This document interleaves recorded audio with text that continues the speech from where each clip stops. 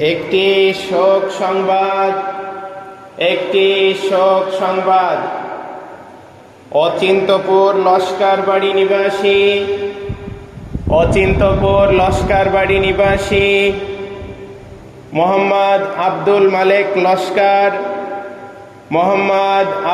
মালেক লস্কর রাত 3 ঘটিকার সময় ইন্তেকাল করিয়াছেন।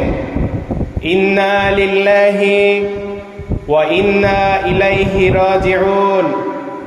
মরহুমের জানাজার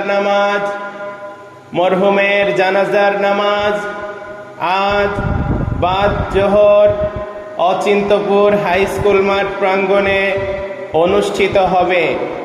মরহুমের জানাজার নামাজ আজ জোহরের নামাজের পর অচিন্তপুর হাই স্কুল মাঠ প্রাঙ্গণে অনুষ্ঠিত